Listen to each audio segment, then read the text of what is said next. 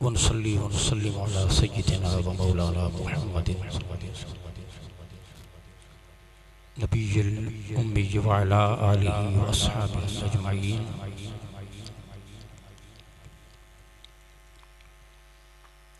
अम्मा बाद फ़अऊज़ु बिल्लाहि मिनश शैतानिर रजीम।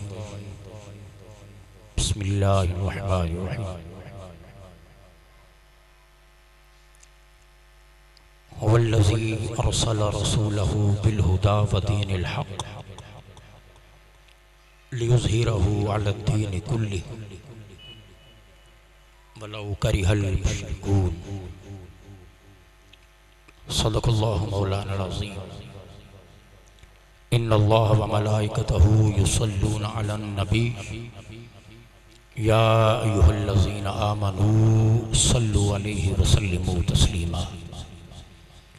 अल्लाहुम्मा सल्लि अला सय्यिदिना व मौलाना मुहम्मदिन व अला आलि सय्यिदिना व मौलाना मुहम्मदिन व बारिक व सल्लिम व सल्लि अलैहि। अस्सलातु वस्सलामु अलैका या सय्यदी या रसूलल्लाह व अला आलिका व अस्हाबिका या सय्यदी या हबीबल्लाह।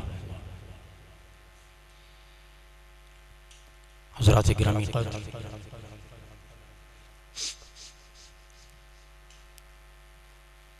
गुज़श्ता 4 जुमों से खुतबात जुमा में हमने आज से 900 साल पहले आले रसूल के एक फर्जंद सैयद निअमतुल्लाह शाह वली रहमतुल्लाहि अलैह के हवाले से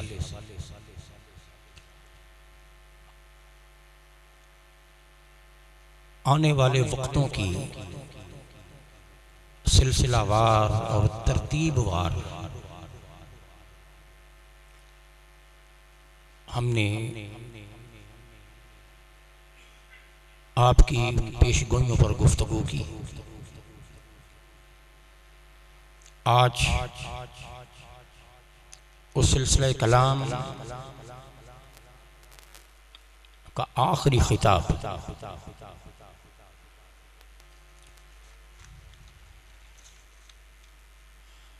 आज इस मौजू को हम वाइंड अप करने की कोशिश करेंगे। पिछले जुमा खुतबा जुमा में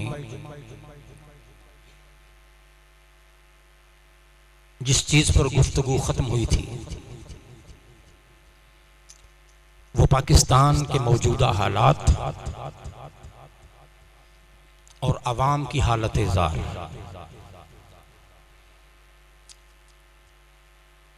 इसके सियासी निज़ाम की निशानदही जो उन्होंने की उस पर गुफ्तगू हो चुकी। अदालती निज़ाम की जो निशानदही की थी उस पर गुफ्तगू हो चुकी। हुक्मरानों के हवाले से गुफ्तगू हो चुकी। फिर पाकिस्तान का टूटना, फिर उसके बाद अवाम की हालत ज़ार, अवाम की अखलाकियात और उनकी आदतें कैसी होंगी इस पर भी गुफ्तगू हो चुकी।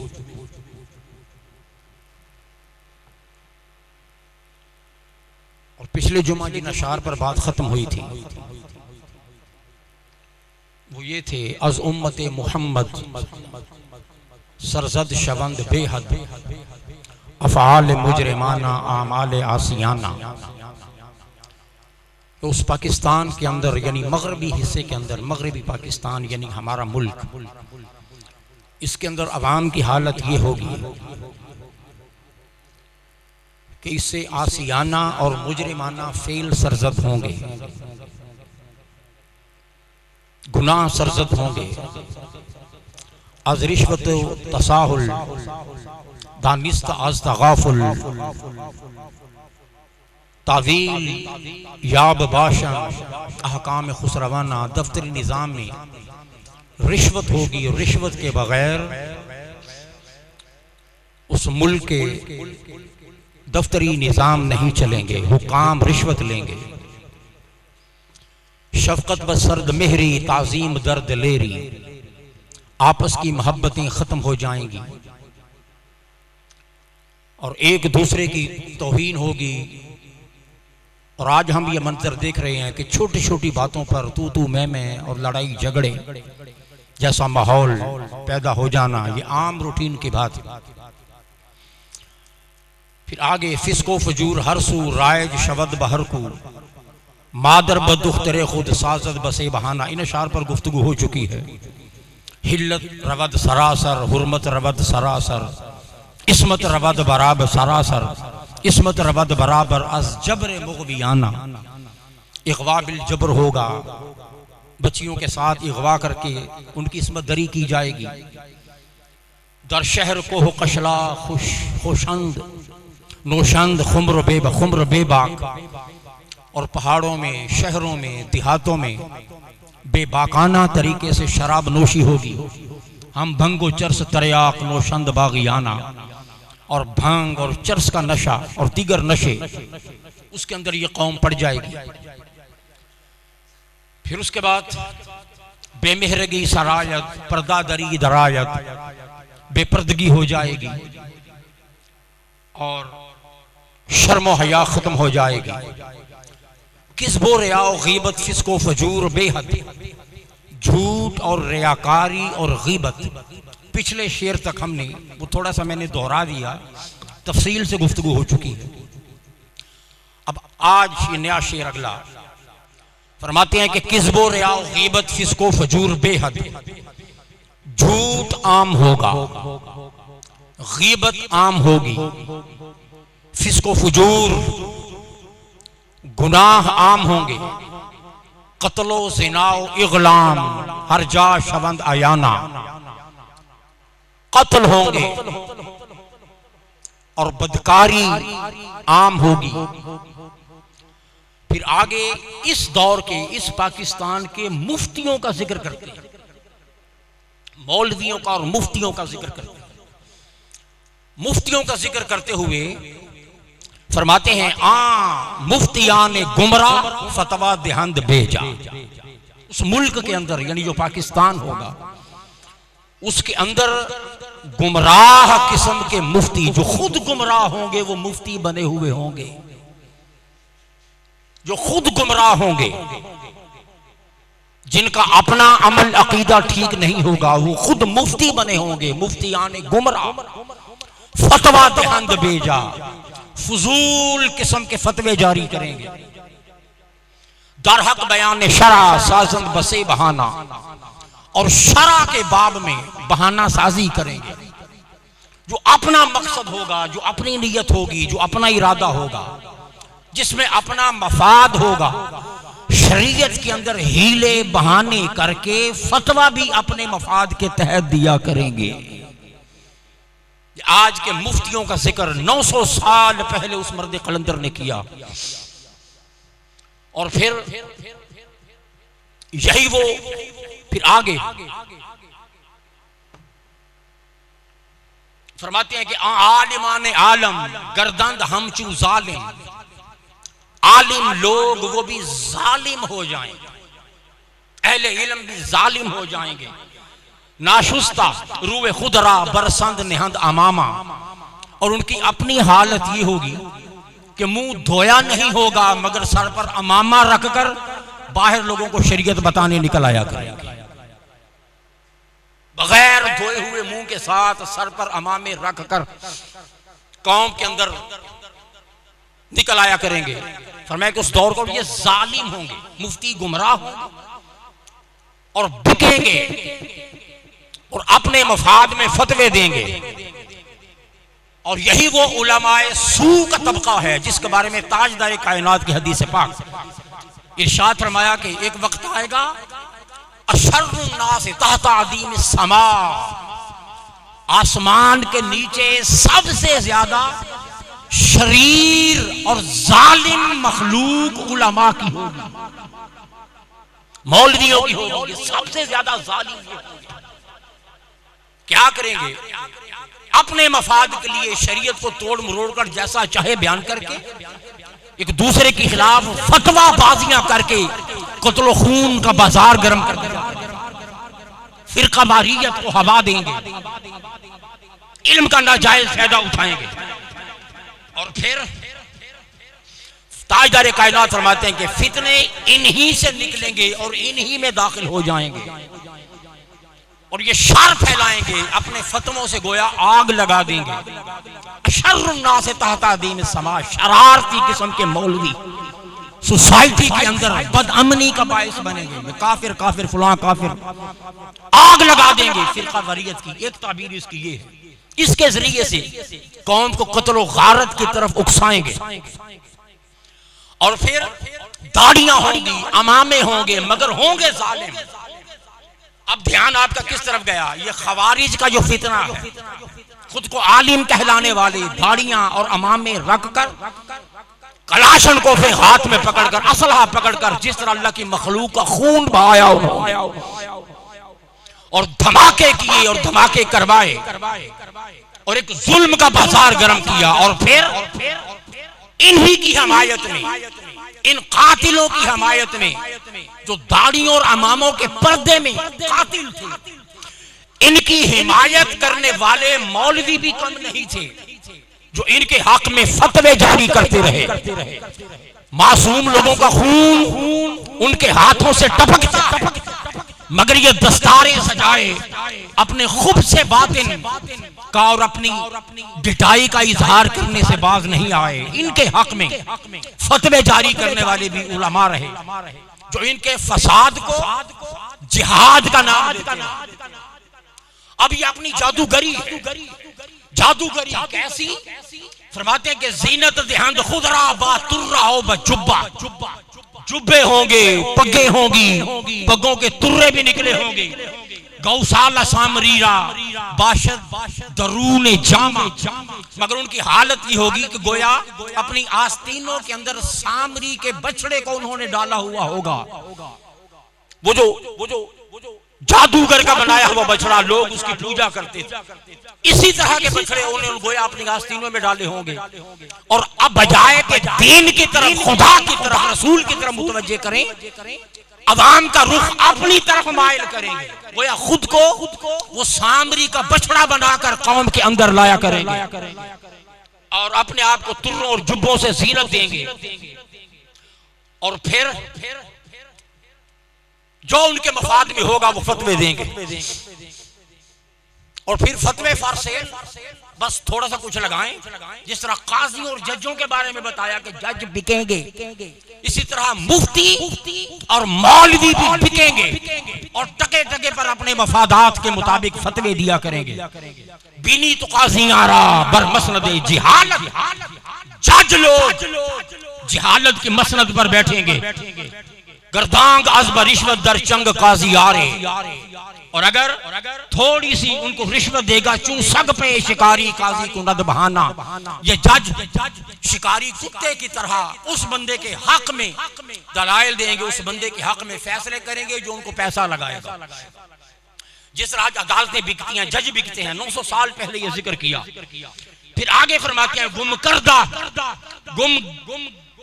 गुम गर्दो बरायद यकबार खातिराना, शौके नमाज रोजा हज्जो ज़कात फितरा, गुम गर्दो बरायद यकबार खातिराना। नमाज का शौक खत्म हो जाए उस कौम के अंदर, हमारी कौम का जिक्र कर रहे हैं, नमाज का शौक खत्म हो जाएगा, रोजे का शौक खत्म हो जाएगा, हज का शौक खत्म हो जाएगा, ज़कात का शौक, फितराना का शौक खत्म हो जाएगा। और इबादतों को ये लोग अपने आप पर बोझ समझेंगे। नमाज की बात होगी तो उन पर बोझ आएगा, रोजे की बात होगी तो वो बोझ समझेंगे, ज़कात की बात होगी तो इसे टैक्स समझेंगे, बोझ समझेंगे, फितरे की बात होगी, हज की बात होगी, इन इबादत को वो बोझ समझना शुरू कर देंगे। रोजा नमाज ताअत यकदम शबंद गायब, रोजा नमाज इताअत इलाही यकदम गायब हो जाएगी। दर हल्काए मनाजात तस्बीह अज़रयाना, और जो उनके इबादत के हल्के बनेंगे उनमें भी ज्यादातर रियाकारी होगी, दिखावा होगा। इबादतें रियाकारी की होंगी, दिखावे की होगी। ये वो हमारी हालत है बिलउमूम। इल्ला माशाअल्लाह भी इखलास वाले लोग भी मौजूद हैं, मगर अक्सरियत की बात कर रहे हैं। फरमाया कि रोजा, नमाज, ताअत, यकदम शबंद गायब, ये सारा कुछ गायब हो जाएगा। और अल्लामा इकबाल भी कह गए, मस्जिदें मर्सिया खां हैं कि नमाजी न रहे, यानी वो साहिब औसाफ हिजाजी न रहे। फरमाया ये हालत उनकी हो जाएगी।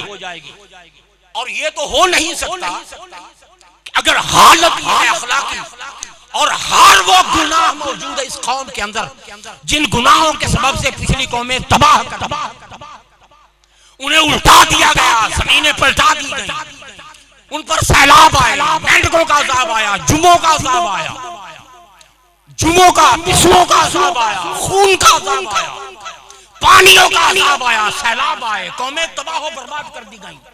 हर वो गुनाह आज इस कौम के अंदर मौजूद है।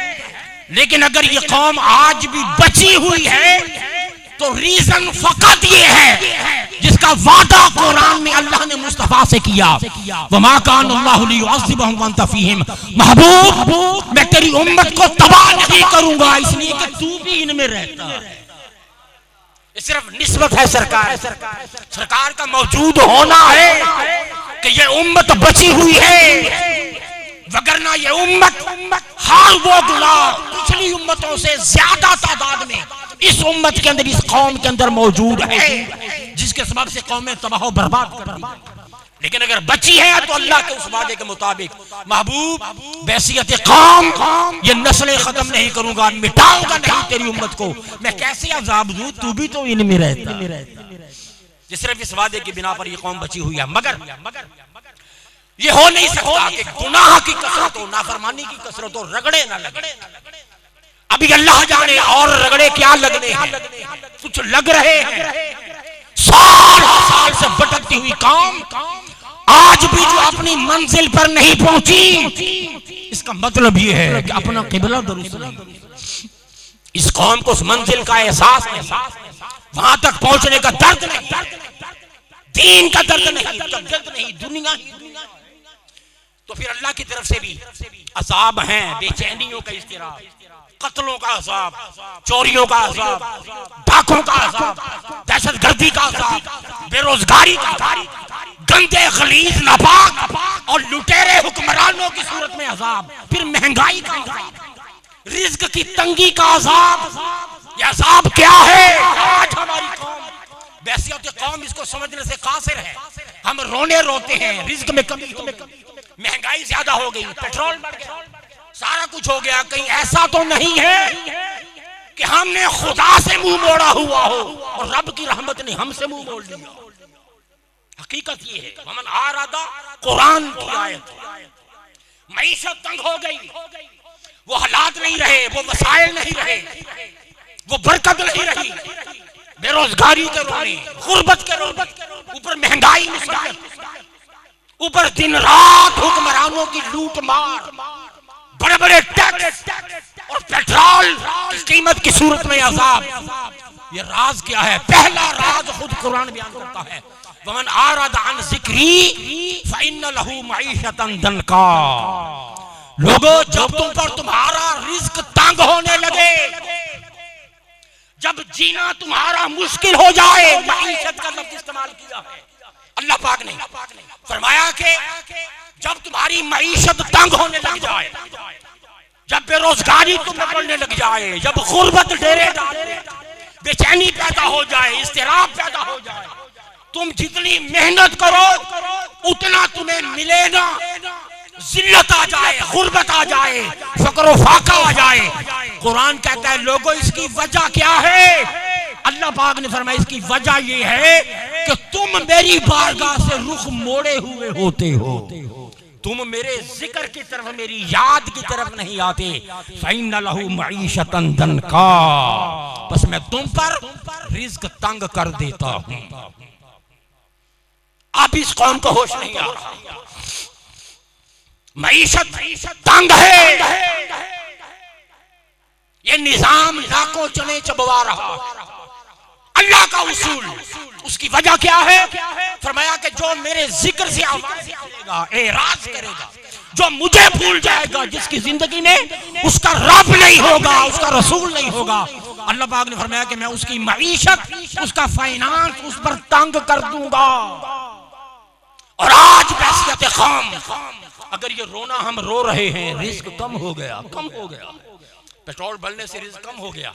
जो चीज आपको 50 में मिलती थी अब वो आपको 200 में मिलती है, 150 में मिलती है। इसका मतलब है रिस्क में कमी आ गई। आप उस क्वालिटी, उस क्वांटिटी में खरीद नहीं सकते, बस हैंड टू माउथ रिस्क की कमी। अल्लाह पाक फरमाता है इसकी वजह यह है कि तुम मेरे जिक्र से मुंह मोड़े हुए हो, तुम्हें मैं भूल गया। अल्लाह को भूलने की सजा है। फिर आगे और खुदा जाने अभी कितनी सजाएं पड़ी हैं। जल्जलों की सूरत, एक जल्जले का किया हुआ है। मैं चूंकि चीजों को वाइंड अप कर रहा हूं, आज ये मौजू खत्म करना है। बड़ी बातें छोड़ दी हैं, बड़ी बातें छोड़ रहा हूं। अब आज मौजू वाइंड अप करूंगा। एक जल्जले का जिक्र किया है, बहुत बड़ा जल्जला, उसका जिक्र किया। और खुदा जाने, अल्लाह जाने कितने रगड़े लगने हैं इस कौम को अभी इस नाफरमानी की वजह से। खुदा जाने इसने क्या क्या देखना है, वो अप एंड डाउन। अल्लाह मिटाएगा तो नहीं, चूंकि हुजूर, मगर रगड़े जरूर लगेंगे, रगड़े जरूर लगेंगे। एक और फरमाते हैं कि तकदीर बदलेगी, मगर बड़ी मुसीबतों के बाद, मुश्किलात झेलने के बाद, मुश्किलात आनी है। खुदा किस रंग से आनी है और उसके कर्म पर मुनसर है। वो अगर चाहे अब मजीद मुश्किलों में डाले हुए अल्लाह पाकिस्तानियों के हाल पर रहम फरमा दे, उसके दस्ते कुदरत में है। मगर उसूल यही है, जब नाफरमानी हो तो फिर सजाएं भी मिलती। इस सारे दौर से गुजरने के बाद अब देखें इसके पॉलिटिकल हालात, इसके माशी हालात, सियासी हालात, माशी हालात, इसका कानूनी और इंसाफ का जो निजाम होगा वो, फिर वो जमहूरियत, आज के दौर की बादुनवान और लुटेरी जमहूरियत, जिसका जिक्र 900 साल पहले किया था। एक निजाम होगा जादूगरी का, एक फसूं होगा, जिसे वो निजाम का नाम देंगे, वो उनके हक में नहीं होगा, उससे उनको उनका हक नहीं मिलेगा, वो निजाम एक धोखा होगा। ये आज की जमहूरियत, ये सारे हालात डिटेल के साथ हमने बयान कर दिए। और इस कौम के अंदर गुनाहों का शरायत कर जाना, इसका जिक्र फिर आगे फरमाते हैं। अप डाउन के बाद, नशेबो फराज के बाद, फिर एंड ऑफ द डे क्या होगा? फरमाते हैं कि चूशवत दरदौर आहा जो बिदात रारबाज, जब जुल्म बहुत कौम तंग आ जाएगी, जीना वबाल हो जाएगा। फरमाते हैं कि फिर क्या होगा? शाह खरबी बहरे दफश खुशाना पैदा शबद, फिर इस कौम के अंदर एक बड़ा अजीम लीडर, बड़ा अजीम बादशाह पैदा होगा। एक बादशाह जाहिर होगा जो जुल्म को बहरे दफश, शाह गरबी यानी मगरबी पाकिस्तान, वो जिक्र आपने किया 900 साल पहले, जिसका पाकिस्तान का नाम नहीं था, शर्की कहा, तो गरबी जब कहते हैं तो मुराद पाकिस्तान। फरमाते हैं कि फिर पाकिस्तान में एक लीडर आएगा, एक लीडर उभरेगा बहरे दफा, जो जुल्म का खात्मा करेगा। और जब उस दौर में जुल्म और सितम बढ़ चुका होगा, बिदअत रवाज पा चुकी होगी, तब मगरब में एक बादशाह का, यानी पाकिस्तान में एक बादशाह का ज़हूर होगा, एक लीडर उभरेगा जो जुल्म और सितम का खात्मा करेगा। ये उम्मीद दी। फिर आगे फरमाते हैं, और मुझे ये जो अगले शेर का जो पहला मिसरा है, जब इन हालात को देखता हूँ, मामलात को देखता हूँ, अवाम की बेहिसी, जुल्म के साथ न टकराना, बुज़दिल होकर बैठ जाना, न निकलना, फिर हुक्मरानों की अयाशियां, हुक्मरानों की लूट मार, उनका जुल्म और सितम, पाकिस्तान के जब ये हालात देखता हूँ तो एक मिसरा है जो हमेशा मुझे हौसला देता है। वो मिसरा क्या है? बर मोमनान गरबी शुद्ध फजल हक हुवैदा, फिर एक वक्त आएगा पाकिस्तान पर अल्लाह का फजल जाहिर हो जाए, अल्लाह के फजल का दरवाजा खुलेगा। बर मोमनान गरबी शुद्ध फजल हक हुवैदा, अल्लाह के फजल का दरवाजा खुलेगा। आयत बदस्त ईशा मर्दाने कारवाना, और उसके हाथ काम चलाने वाले आदमी आ जाएंगे, मर्दाने हाथ दाए होंगे। ऐसे लोग आ जाएंगे जो जालिम नहीं होंगे, जो लुटेरे नहीं होंगे, जो दयानतदार होंगे, जो मेहनती होंगे, जो पाकिस्तान के वफादार होंगे, जो कौम के साथ मुखलिस होंगे। फरमाया फिर वो एक गिरोह आएगा उस बादशाह के साथ, नेक, अच्छे, सिंसियर, लॉयल और मुखलिस लोग आएंगे। फिर उस पाकिस्तान के पास काम चलाने वाले लोग आ जाएंगे, और फिर वो पाकिस्तान का निजाम, एक तो वो पाकिस्तान का वो बादशाह, एक तो वो पाकिस्तान का निजाम ठीक करेगा। कैसे ठीक करेगा?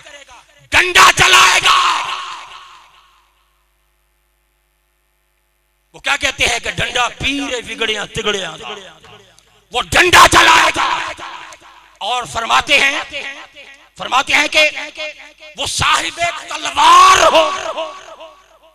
साहिब तलवार से मुराद कि वो जुल्म को बर्दाश्त नहीं करेगा, और कोई जालिम उसके इंतकाम से बच नहीं सकेगा। एक जालिम को नहीं, एक लुटेरे को नहीं छोड़ेगा, सबको मौत के घाट उतारेगा, डंडा चलाएगा। और बाज बुजुर्गों ने इसे बाकायदा, इनके बाज बुजुर्गों ने उसे डंडे वाली सरकार कहा है। डंडे वाली सरकार वो आएगी और जालिम और जुल्म अपने अंजाम को पहुंचेगा। और दूसरा उसका पहलू क्या होगा? कातिले कुफार खाहिद शुद्ध शहे शेरे अली। मतलब वो जो लीडर पाकिस्तान को मिलेगा, 900 साल पहले एक लक़ब दिया उन्होंने उसे। फरमाया कि लोगों सुन लो, मगरिब का वो यानी पाकिस्तान का वो लीडर वो शेरे अली होगा। वो अली के मुर्तज़ा का शेर, वो अली का शेर होगा। हम ये दीने मोहम्मद पासबां पैदा शवद, और वो दीने मोहम्मद का पासबां होगा। मीर हम हबीबुल्लाह साहिब करामिनल्लाह गिरद नुसरतुल्लाह शमशीर आज़मयाना। और वो बादशाह वो कोई आम हस्ती नहीं होगी। फरमाया वो हबीबुल्लाह, वो अल्लाह का दोस्त होगा, वो अल्लाह का महबूब होगा। साहिब कराम बड़ी शान और शौकत वाला होगा। मिनल्लाह, वो अल्लाह की गिरद नुसरतुल्लाह, उसके साथ अल्लाह की नुसरत होगी, मदद होगी। शमशीर अज़मयाना, और बयान के अंदर उसने अपनी तलवार रखी होगी। वो साहिब तलवार होगा। उस तलवार से उस जुल्म का, जबर का खात्मा करेगा। अल्लाह का दोस्त होगा। वो साहिब जमाना होगा। अल्लाह की तरफ से, अल्लाह की नुसरत से, दीन के दिफा के लिए, वो हामी दीने मोहम्मद होगा। वो पासबाने दीने मोहम्मद होगा। वो पासबाने पाकिस्तान होगा। पाकिस्तान वो पासबाने कौमे पाकिस्तान होगा। और उसके हाथ में तलवार होगी। मुराद ये कि वो ताकत वाला होगा और अल्लाह के दीन की मदद के लिए अपनी तलवार निकालेगा। इन्होंने उसे साहिब तलवार कहा, साहिब सैफ कहा। दीगर बुजुर्गों ने उसे डंडे वाली सरकार कहा। और पाकिस्तान के बदखाहों के सर पर उसकी तलवार होगी, उसका डंडा होगा। आज वो कौन सा जुल्म है जिसकी निशानदही उन्होंने 900 साल पहले नहीं की। हर वो जुल्म यहाँ मौजूद, हर तरह का जुल्म मौजूद है, कत्ल और गारत मौजूद है, इख्वा बिल जबर मौजूद, दीन की खिलाफ वर्जी मौजूद, सियासी बिगाड़, माशी बिगाड़, जमहूरियत के बुत की बेहयाई के साथ पूजा पाठ, अदालतों में इंसाफ का कत्लेआम। कौन सा जुल्म है जो पाकिस्तान में नहीं हो रहा? और फिर आपका ये पेट्रोल, ये भी जुल्म की सूरत है, ये भी अज़ाब ही अज़ाब है। और पेट्रोल अभी रात को बढ़ा, अब वो 250 में जा पहुंचा है, 248.74, 250, तकरीबन 250 रुपया 1 लीटर। आप देखें आलमी मार्केट में एक बैरल पेट्रोल की कीमत इस वक्त $103 है। आप जरा अजाबों का 103 बैरल, $103 फी बैरल। और एक बैरल में कितने लीटर पेट्रोल होता है? 159। 159 लीटर का एक बैरल, उसकी प्राइस आलमी मार्केट में आज $103 है। और आज का डॉलर है 204। 204 को अगर 103 से 159 लीटर, 103 को अगर 204 से ज़र्ब दें तो ये बनती है 21,012 रुपए। $103 के 21,012 रुपए। अब एक बैरल में 159 लीटर पेट्रोल होता है। अब 21,012 को अगर 159 पर तकसीम करो तो ये बनता है 132 रुपये। हुकूमत को ये पेट्रोल 132 रुपए में पड़ रहा है और आवाम को ये पेट्रोल 250 में पर लीटर मिल रहा है। ऊपर कितना? 118 एक लीटर पर 118 रुपए इस कौम के गरीब के जेब से निकाला जा रहा है। यह जुल्म की हुकूमत को 132 मगर कौम से 250 रुपया एक लीटर का आज वो वसूल किया जा रहा है। ये क्या है? ये वो जुल्म है, वो जबर है जिस जुल्म की और जिस तरह के हुक्मरानों की वो निशानदही कर गए कि हर तरह का जुल्म और सितम होगा। और फिर जब ये हट्टा से फिर कौम गुजरेगी, फिर वो शख्स आएगा जो साहिब तलवार होगा। उसका नाम दिया, फरमाया वो शेर अली होगा, वो अली का शेर होगा। फिर फरमाया वो हामिद दीन मोहम्मद होगा। फिर फरमाया वो दीन का पासबान होगा। फिर फरमाया वो हबीबुल्लाह यानी अल्लाह का दोस्त होगा। और एक एक जुल्म का बदला वो हाकिम जालिमों से लेगा।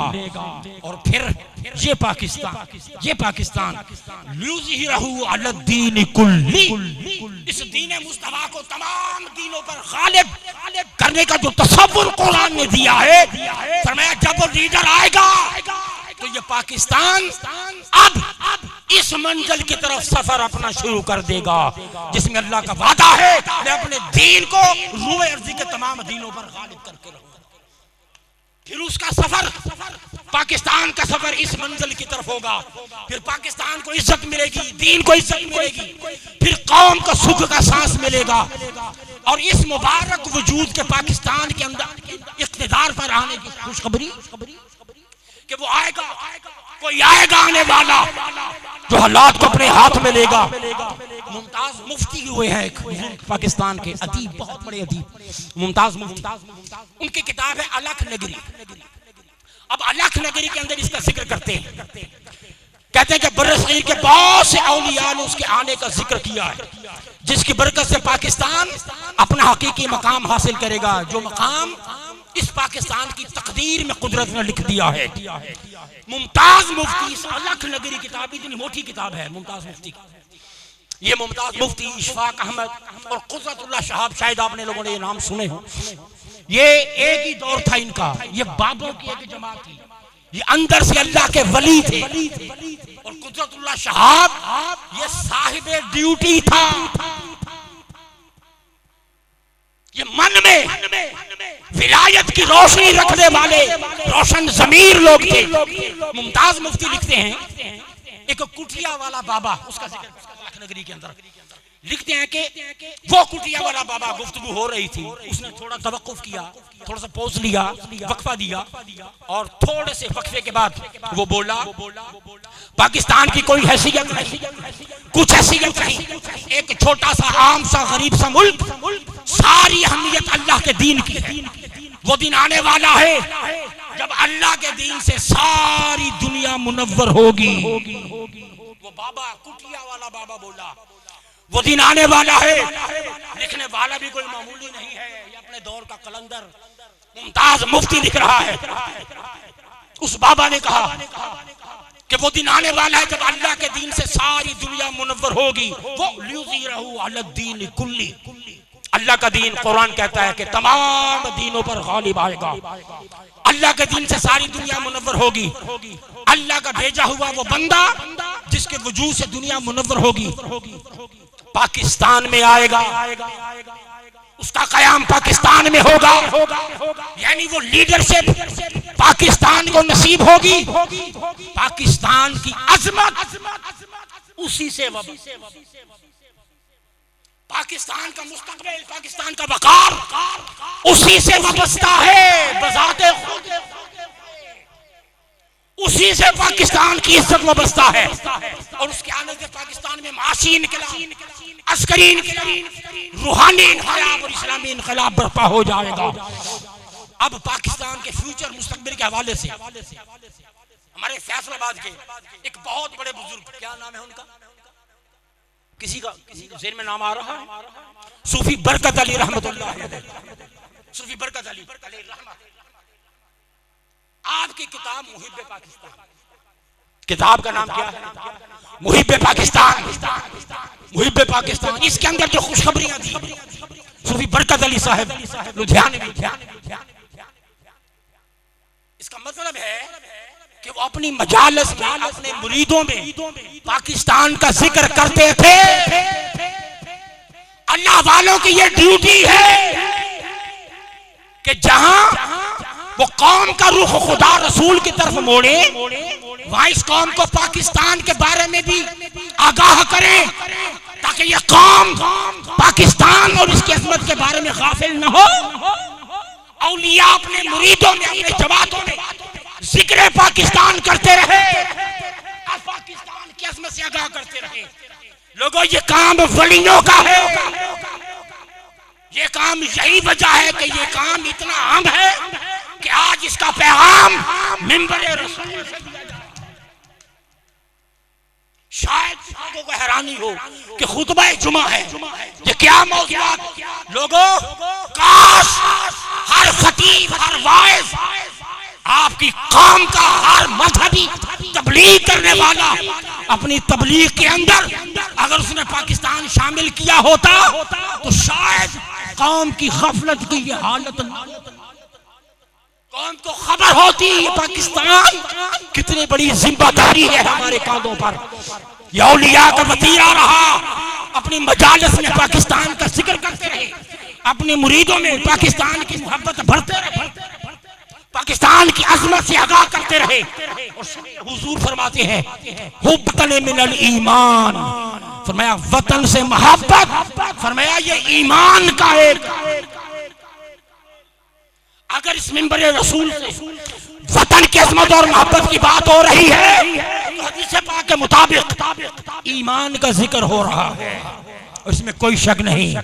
पाकिस्तान हमारा ईमान, बोले पाकिस्तान हमारा, पाकिस्तान हमारा ईमान है। मेरा ईमान पाकिस्तान, वो कवाली है गालिबन नुसरत साहिब की, मेरा ईमान पाकिस्तान, नगमा मेरा वो हकीकत। हुजूर फरमाते हैं कि वतन की मोहब्बत ईमान का हिस्सा है।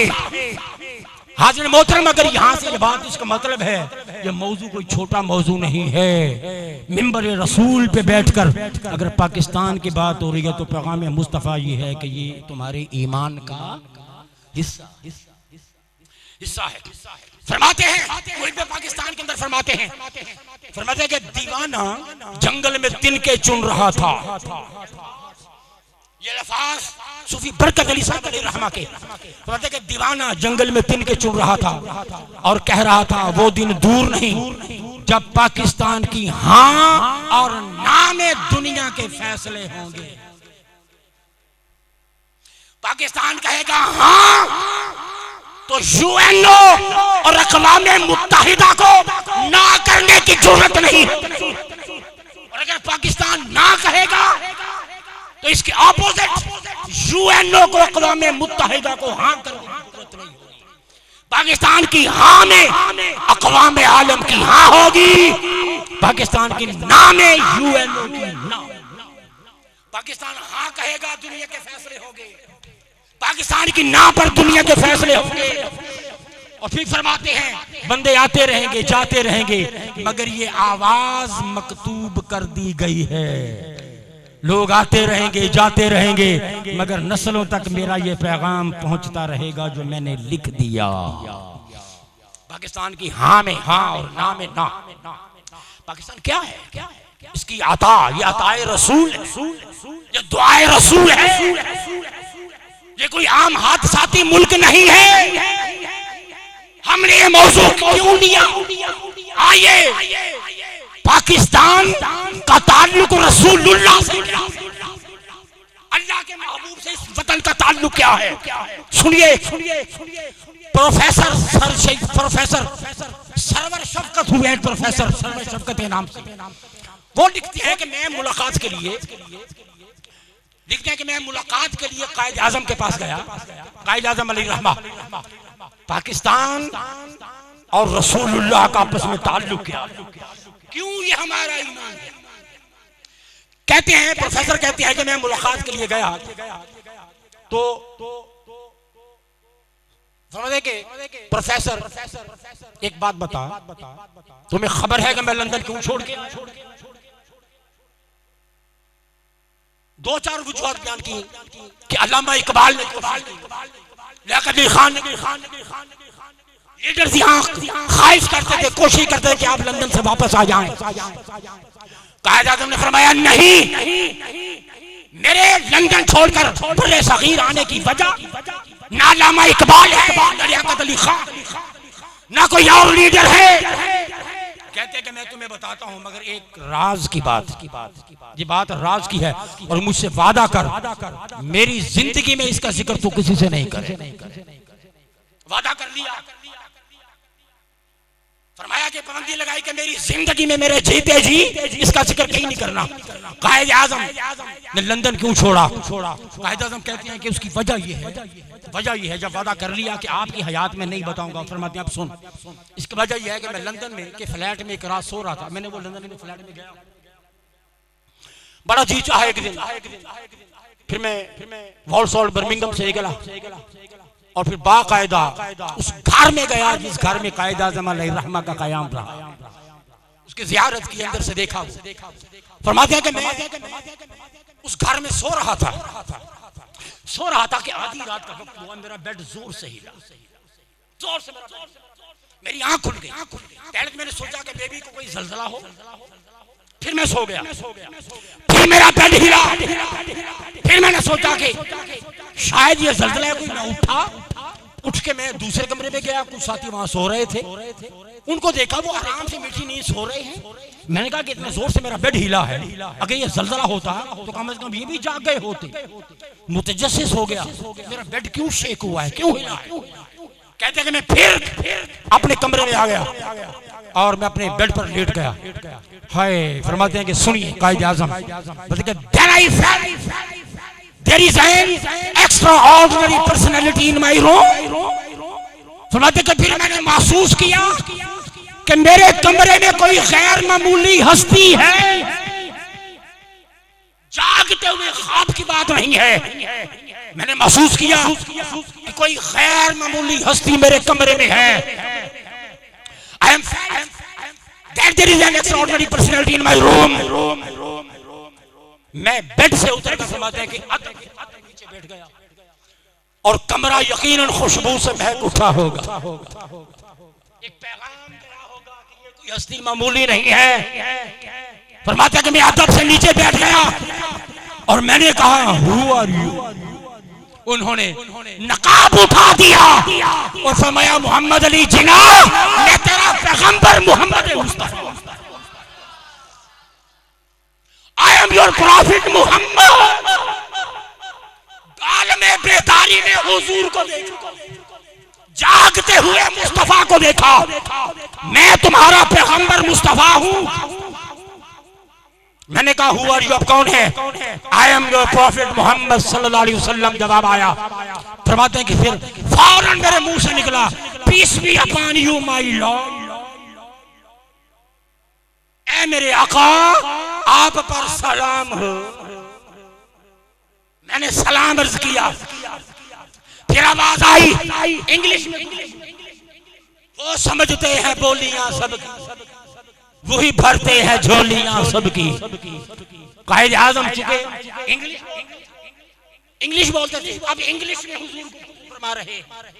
कायद आजम ने फरमाते हैं कि फिर हुजूर ने इरशाद किया, mister Jinnah, you are urgently required by the Muslims of the subcontinent and I order you to lead the freedom movement. फरमाया कि तुम्हारी जरूरत है बर्रे सगीर में, जाओ, मैं अपनी उम्मत की क़यादत की ड्यूटी तुम्हारी बर्रे सगीर में मौजूद मेरी उम्मत के कायद तुम हो, जाओ उनकी जाकर रहनुमाई करो, ये duty I order you to lead the freedom movement. जाओ और जो तहरीक आजादी है, जाओ जाकर उसमें लीड करो, मेरी उम्मत के मजलूम लोगों की मदद करो। I am with you. अर्ज किया हुजूर, मैं अकेला कमजोर, एक तरफ हिंदू है, एक तरफ अंग्रेज है, मैं अकेला कैसे जंग लड़ूंगा, मैं कैसे जीतूंगा। फरमाते हैं कि ताजदार कायनात ने इरशाद फरमाया, मोहम्मद अली जीना, You don't worry, I am your prophet Muhammad। फरमाया कि तू घबरा नहीं, तेरा मुहम्मद तेरे साथ है, मेरा हाथ तुम्हारी पुष्ट पे होगा। Don't worry at all and you will succeed in your mission। जाओ, और मेरा पैगाम है तुम्हारे लिए मोहम्मद अली जीना, तेरी पुष्ट पर हाथ तेरे मुस्तफा का होगा और फतह भी अल्लाह तुम्हें, फतह भी तुम्हारी होगी। कहते कि मैं किसी के बुलाने पर नहीं आया, मुझे मोहम्मद अरबी, मैं रसूलुल्लाह के कहने पर आया। और ये बात सुभान अल्लाह कितनी अजीम शान बात है। कौम को खबर अकाए की। मुंशी अब्दुल रहमान मुशाहिदा तो वारदात सफा नंबर 149 पे लिखते हैं कि हुजूर गौसे पाक रज़ियल्लाहु ताला अन्हु की बारगाह से कायद आजम जिन दिनों जिद्दोजहद कर रहे थे, इराक बगदाद से हुजूर गौसे पाक की बारगाह से एक कलंदर बर्रे सगीर में सिर्फ कायद आजम मोहम्मद अली जिन्ना के लिए, जिसका राब्ता इधर गौसे आजम रज़ियल्लाहु ताला अन्हु के साथ था। और मुंशी अब्दुल रहमान कहते हैं कि वो वक्त का अब्दाल, वक्त का अब्दाल हमा वक्त कायद आजम के साथ होता था। ऐसी निगाह थी, आने वाले वक्त बता देता, 10-10 साल बाद आने वाले हालात और वाकयात वो बयान कर देता, 20-20 साल बाद आने वाले हालात और वाकयात वो बयान कर देता। और कहते हैं कि जब कायद आजम का विसाल हुआ, मुंशी अब्दुल रहमान कहते हैं कि मैंने खुद अपनी आंखों से देखा कि इसी अब्दाल ने अपने हाथों से कायद आजम को कब्र में उतारा। और कहते हैं कि चूंकि जब आरिफ दुनिया से जाता है, कौन? जब आरिफ बिल्लाह, जब एक आरिफ मर्दे कलंदर आरिफ जब दुनिया से जाता है तो उसे दफन करने के लिए वक्त का अब्दाल आता है। और कहते हैं कि आखिरी दिनों में इनको हुजूर की बारगाह में भेज जाता कायद आजम किसी खास मकसद के लिए। आखिरी दिन चल रहे कोई राज की बात होगी, मदीना पाक में भेजा। अब मदीना पाक जो रोज़े रसूल के अंदर जो आना जाना था जिनका, उनका नाम था आगा इसहाक अली। आगा इसहाक अली, उनका अक्सर वक्त इनके साथ गुजरता था, जो बारगाह रिसालत में अंदर आते जाते थे, इनका वक्त अक्सर वहां गुजरता था। कहते हैं कि मीनवाइल कायद आजम का विसाल हो गया, और जब कायद आजम का विसाल हुआ तो ये फरमाते हैं, ये बुजुर्ग बगदाद वाले फरमाते हैं उस मर्द गाजी को आगा इसहाक अली ने बताया कि आज रात मैंने मुस्तफा को ख्वाब में देखा, हुजूर को ख्वाब में देखा है। और आका दो जहां बहुत खुश हैं, बहुत खुश हैं। हमने पूछा हुजूर इस खुशी का सबब? फरमाया कि हमारा एक दोस्त हमारे पास आ रहा है, हमारा एक दोस्त हमारे पास। अर्ज किया हुजूर उनका नाम क्या है? फरमाया उनका नाम मोहम्मद अली जिन्ना, मेरा दोस्त मेरे पास आ रहा। मौलाना जफर अहमद उस्मानी बताते हैं कि मौलाना अशरफ अली थानवी ने उन्हें बताया, अशरफ अली थानवी अहले देवबंद, अशरफ अली थानवी ने बताया कि मैं बहुत कम ख्वाब देखता हूँ, और इसके रावी कौन है? मौलाना जफर अहमद उस्मानी। अशरफ थानवी बताते हैं कि मैं बहुत कम ख्वाब देखता हूँ, मगर मैंने ये ख्वाब देखा कि गोया मैदान माशर, उस माशर के मैदान में उलमाए हक और औलिया कुर्सियों पर बैठे हुए, कुर्सियों पर बैठे हुए, और उन कुर्सियों पर बैठे हुए उनके दरमियान मौलाना अशरफ अली थानवी ने बोला कि मैंने कायद आज़म मोहम्मद अली जिन्ना को भी बैठे हुए, औलिया के झुरमट में मैदान माशर में कायद आज़म को बैठे हुए देखा। मेरे दिल में ख्याल आया कि कायद आज़म और वो तो जैसे सियासी लीडर समझते थे, ये तो औलिया की जमात। सुन लो, कायद आज़म का शुमार औलिया अल्लाह में होता था, औलिया के सफ में थे, वो वक्त के आरिफ थे। ये मकामात उन्हें बारगाह से वलियों के सफ में। दिल में ख्याल आया कि कायद आज़म यहाँ वलियों के सफ में, तो मुझसे कहा गया, मुझे जवाब दिया गया कि मोहम्मद अली जिन्ना आजकल इस्लाम की बड़ी खिदमत कर रहे हैं। किसकी खिदमत कर रहे हैं? ये बड़े राज की बात है। किस खिदमत कर रहे हैं? इस्लाम की। बना तो वो पाकिस्तान रहे थे, इसका मतलब है जो पाकिस्तान की खिदमत करता है वो दर हकीकत इस्लाम, जो पाकिस्तान से गद्दारी करता है वो इस्लाम से गद्दारी करता है। मौलाना शबीर अहमद वो कहते हैं कि मैंने सरकार को ख्वाब में देखा, एक दाढ़ी मूंढे शख्स को हुजूर ताज पहना रहे, ताज पहना रहे। कहते हैं कि देखते ही देखते वो ताज जिन्ना कैप में तब्दील हो गया, जिन्ना कैप में कन्वर्ट हो गया। मैंने गौर से देखा तो वो मोहम्मद अली जिन्ना थे। ये ख्वाब मैंने थानवी साहब से जाकर अर्ज किया तो उन्होंने बताया वल्लाहु आलम बिस्सवाब, अल्लाह बेहतर जानता है, मगर मेरी राय ये है कि मुल्क पाकिस्तान जिसकी आवाज उठ रही है, ये पाकिस्तान अगर बना तो इसी मोहम्मद अली जिन्ना के, इसी के हाथ से बनेगा। अब आगे चौधरी मोहम्मद हुसैन, ये अल्लामा इकबाल के रूहानी उस्ताद चौधरी मोहम्मद हुसैन। अल्लामा इकबाल जब कभी परेशान होते तो यही बुजुर्ग से जो रहनुमाई फरमा देते, अपने बेटे और बेटी जावेद इकबाल और मुनीरा का हाथ बचपन में ही इनके दस्ते रूहानियत में दे दिया था। इन चौधरी मोहम्मद हुसैन ने 1948 में मौलाना सुल्तान मोहम्मद के सामने हल्फिया कहा, कसम उठाकर फरमाया कि ये पाकिस्तान हुजूर की दुआ से और अल्लाह के हुक्म से, दुआ हुजूर की है, अता अल्लाह की है, ये मार्ज़े वजूद में आया है। एक जुमला बोला और ये पाकिस्तान क़यामत तक मार्ज़े वजूद में रहेगा, क़यामत तक कायम रहेगा। और एक जुमला और बोला, इस कलंदर ने कहा कि कोई दिन ऐसा नहीं गुजरता जब ताजदारे कायनात की रूह अक़दस पाकिस्तान। नाराए तकबीर, नाराए रिसालत, नाराए हैदरी, पाकिस्तान, पाकिस्तान। कोई दिन ऐसा नहीं गुजरता जिसमें ताजदारे कायनात की रूह अक़दस पाकिस्तान में जलवागर न होती हो। एक और शख्स अब्दुल रफीक शिराजी उनका नाम है, ये कहते हैं, ये साहिब निस्बत बुजुर्ग थे, कहते हैं कि मैं पाकिस्तान बनने से पहले पूना में था, पूना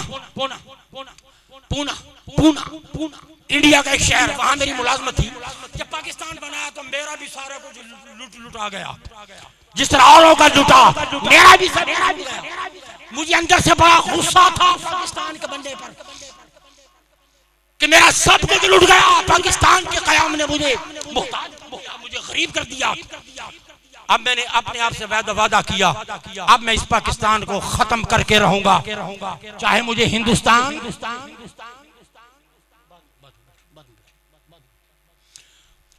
पाकिस्तान की वजह से मैं लुट गया, पाकिस्तान की वजह से मैं गरीब हो गया, गरीब हाल हो गया। कहते कि मैं किसी शिशुपंज में रहता था, अगर मुझे हिंदुस्तान का जासूस भी बनना पड़ा तो मैं बनूंगा, पाकिस्तान से इंतकाम लूंगा, इरादा कर लिया।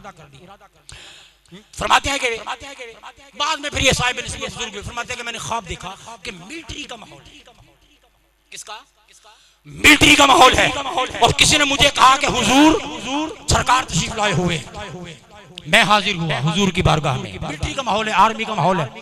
मैं हुजूर की बारगाह में हाजिर हुआ, अर्ज किया आका पाकिस्तान की वजह से हम बड़ी मुसीबत में आ गए, हम तबाह बर्बाद हो गए। इस पर सरकार ने फरमाया हफीज ये मुल्क मेरी दुआ और अल्लाह के हुक्म से बना है। फरमाया कि इसकी बुनियादें बहुत मजबूत, इसकी बुनियादें बहुत मजबूत हैं। फरमाया कि इस मुल्क की कमान मैंने महमूद गजनवी के हाथ में दी हुई, महमूद गजनवी के हाथ में। फिर फरमाया कि यह मुल्क क़यामत तक रहेगा और इसको मिटाने वाले कुत्ते की मौत मरेंगे, ये उनका मुकद्दर हो चुका है। और जो तुम्हें तकलीफें आई हैं इस पर सब्र कर, अल्लाह तुम्हें उसका नेमुल बदल अता फरमाएगा। फरमाते हैं कि फिर उसके बाद मेरा सीना साफ हुआ। हाज़िर गिरामी कदर, और अगर पाकिस्तान हुजूर की दुआ से, हुजूर की अता से, अल्लाह के करम से बना है और उसके पीछे अगर मुस्तफा की सपोर्ट थी, हुजूर की मदद थी, और ये बना भी कब है? लैलतुल क़द्र में, 27वीं रात लैलतुल क़द्र में इसका क़याम अमल में लाया गया। और फिर जाहिर इसके पीछे कोई राज है, कोई राज है, बहुत बड़ा राज है। अब बात वक्त हो चुका, बहुत इंपॉर्टेंट चीजें थी, बाकी इंशाल्लाह यार जिंदा सोबत बाकी। तो ये है वो आपका अजीम पाकिस्तान, मुकद्दस पाकिस्तान, इस अजीम अमानत की हिफाजत करें। और बड़ी बड़ी इंपॉर्टेंट बातें थी। और फिर मदीना पाक और पाकिस्तान के साथ निस्बत, कितनी निस्बतें हैं, हालात के अंदर हम आहंगी कितनी है। एग्जैक्टली जो हालात रियासत मदीना के थे वही हालात एग्जैक्टली, बहुत सारी चीजें कॉमन है मदीना और पाकिस्तान में। इस पर इंशाल्लाह और फिर बहुत सारी चीजें फिर कभी मौका मिला इस पर बात होगी। अल्लाह रब्बुल इज्जत हमें इस अजीम अमानत की हिफाजत की तौफीक अता फरमाए। अल्लाह करे हमारा वो जो बादशाह जिसने आना है, जिस कलंदर ने आना है, जिसने आके पाकिस्तान के अंदर इसके हालात में बदलने हैं और जालिम और तागूती निजाम को उसकी इबरतनाक अंजाम तक पहुंचाना है। खुदा करे वो हमारी जिंदगियों में आए और अपनी आंखों से हम पाकिस्तान के हालात को बदलता हुआ देखें, इनकलाब अपनी आंखों से देखें, जुल्म और जालिम को इबरतनाक अंजाम तक पहुंचते हुए हम अपनी आंखों से देखें। और दीन, हुजूर फरमाते हैं फिर वो दौर शुरू होगा। हुजूर फरमाते हैं कि पूरी दुनिया में अगर मेरा दीन कमजोर हुआ, इशारा करते थे पाकिस्तान की तरफ, फरमाया कि इधर से मेरा दीन ताकत बनकर उभरेगा। और दीन की वो ताकत बनना वो आपकी जिम्मेदारी है, आपकी नस्लों की हुस्वा के हुजूर की बशारत के हम मुस्तहिक हो जाएं। अल्लाह रब्बुल इज्जत हमारे हाल पर रहम फरमाए, हमारे पाकिस्तान पर रहम फरमाए और पाकिस्तान के जाबिर और जालिम सिस्टम और निज़ाम से हमें नजात दे। और पाकिस्तान के जालिम जगह बाद दीगरे लूटते और खाते हुए ये लीडर अल्लाह इनसे नजात अता फरमाए। और खुदा करे वो साले क़यादत पाकिस्तान को नसीब हो ताकि इस्लाम और पाकिस्तान अपने मकसद हकीकी की तरफ आगे बढ़ सके। और अल्लाह पाक हमें पाकिस्तान के इस अजीम मकासद का दस्तो बाजू और मुजाहिद बनने की तौफीक अता फरमाए।